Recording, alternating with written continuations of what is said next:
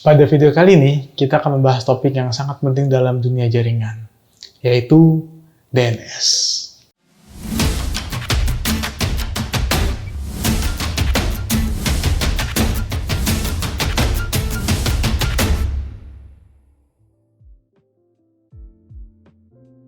Pernah nggak teman-teman membayangkan, jika kita ingin ke suatu website, kita harus memasukkan IP address-nya. Contoh, kita misalkan mau ke Google, maka kita masukin IP address-nya. Lalu kita mau ke Kaskus, kita harus memasukkan lagi IP address-nya. Ribet kan kalau seperti itu? Soalnya manusia itu tidak mudah untuk menghafal angka, namun mudah untuk menghafal nama. Tapi komputer itu hanya memahami angka, sehingga dibutuhkan suatu sistem yang berguna untuk mengkonversi IP address ke nama, yaitu DNS. Paul Maka-Petrus, thank you very much for taking the time to talk to us. Good to be here. Yuk adalah Paul Maka-Petrus, sang pembuat DNS. DNS pertama kali dibuat pada tahun 1983, dan pada saat itu DNS menggunakan spesifikasi RFC 882 dan 883. Lalu pada tahun 1987 sudah menggunakan RFC 1034 dan 1035. RFC itu adalah request for comment yang berfungsi sebagai pedoman atau kitab sucinya dalam teknologi internet.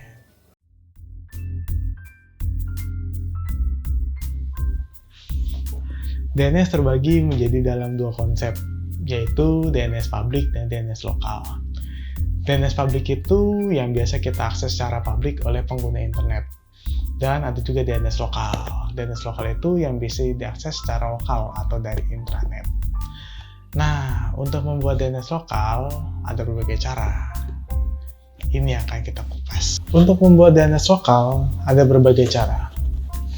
Pertama yaitu dikonfigurasi di sistem operasi, dan yang kedua adalah di DNS server. Kita coba cara yang pertama dulu ya, yang di sistem operasi. Misalkan kita mempunyai topologi seperti ini. Di internet, router, komputer 1, komputer 2, lalu komputer 3. Nah, ini sudah saya siapkan juga. Saya udah membuat 3 virtual box bernama komputer 1, komputer 2, dan komputer 3. Nah, komputer 2 kita kasih nama komputer 2.wikib dan komputer 3 komputer 3.wikib. Untuk sistem operasi di Windows, kita bisa klik Windows Explorer, lalu kita ke bagian komputer, ke C, lalu ke Windows. Ini berlaku untuk di semua Windows ya, Windows 7, Windows 10, 11. Itu sama ke sini. Lalu ke sistem 32 ya. Habis itu ada driver, habis itu ada etc dan host. Nah, habis itu kita buka Notepad. Nah, di Notepad ini kita di Run Administrator, klik kanan lalu Run as Administrator. Kita file, open. Nah, daripada kesini kita tinggal di sini aja, biar nggak ribet. Kita klik sini, Ctrl C, lalu di sini kita Ctrl V, lalu tanda panah. Kalau nggak muncul, ini diganti ke All Files. Nah, klik yang hostnya, open. Oke. Jika sudah ada, kita masukkan IP address-nya dan nama domainnya. Kita cek dulu, ini IP address-nya berapa. Kita cek dulu IP address-nya berapa. Adalah komputer 2 itu adalah 10.10.10.247. Lalu di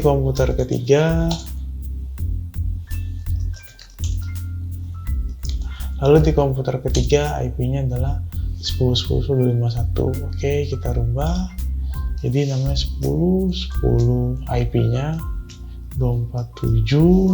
Kita kasih nama komputer2.wikib. Lalu komputer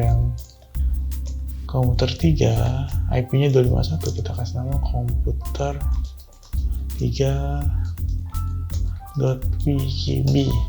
Lalu di save atau file save.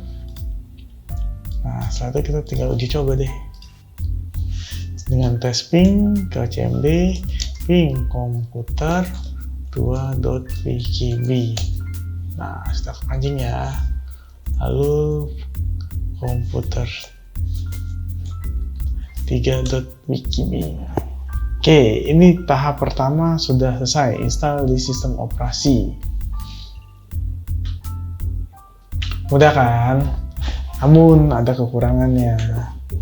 Kalau dari komputer 2 itu masih belum bisa ngobrol ke komputer ketiga dan ketiga dari komputer 3, dan itu juga nggak bisa ngobrol ke komputer 2. Kita coba tes ya. Ping komputer 3.wikib. Tuh, nggak nemu. Kita mau ke komputer 2. Kita ping ke komputer 3. Tuh, nggak nemu juga.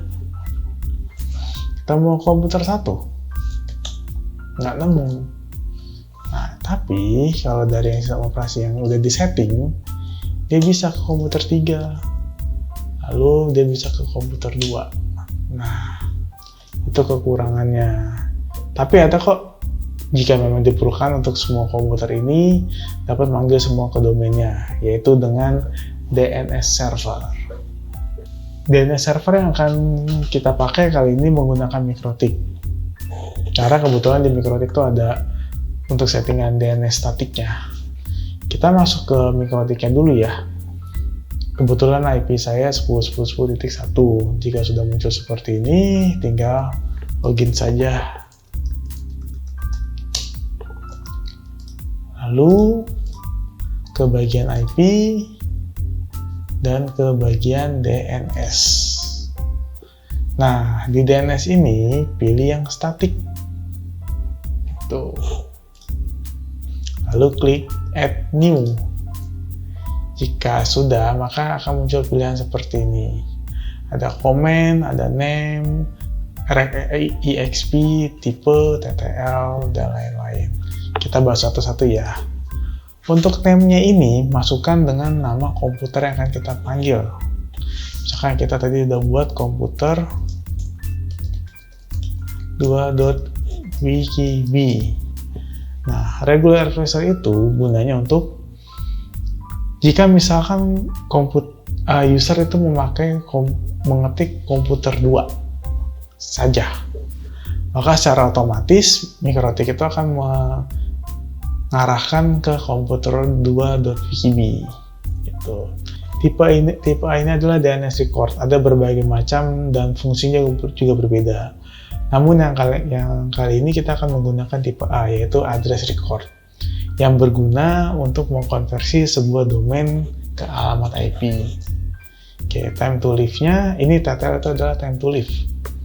TTL itu digunakan untuk mengontrol seberapa sering cache DNS akan memperbarui informasi dari server DNS. Mungkin kita setting 12 jam saja cukup. Oke, lalu komen itu untuk komentar. Lanjut kita ke address. Nah, ini IP address-nya yang harus kita masukkan. Tadi yang komputer itu adalah 10.10.10.247. Coba kita pastikan dulu. Ya, benar, 247. Dan ini adalah 251. Oke. 247 kita apply. Lalu kita oke. Dan kita tambahkan lagi komputer 3.wikib. Tipe A sama, total kita setting 12 jam. Lalu IP address 10.10.10.251. Apply dan oke. Dan jangan lupa kita menambahkan untuk di settingan komputer 1. Kita ketik ini IP-nya 254. Tambahkan lagi komputer 1.pkb.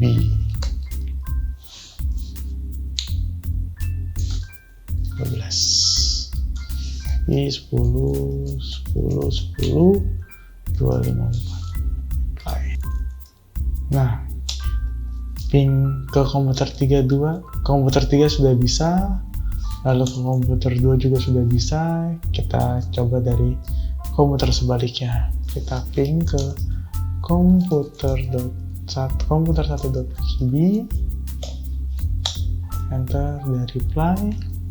Komputer 2 reply, dan komputer 3 juga kasih reply. Begitu juga dengan komputer 3, kita ping ke komputer 2.pkb, sudah berjalan. Lalu komputer 1 juga sudah jalan. Untuk teman-teman tadi yang belum bisa jalan, coba dengan cara NetBrand apply dulu ya. Biasanya ini akan membantu untuk segera memflash DNS seperti itu. Kesimpulan, DNS itu penting untuk penamaan server kita karena kita lebih mudah menghafal nama dibandingkan IP address-nya.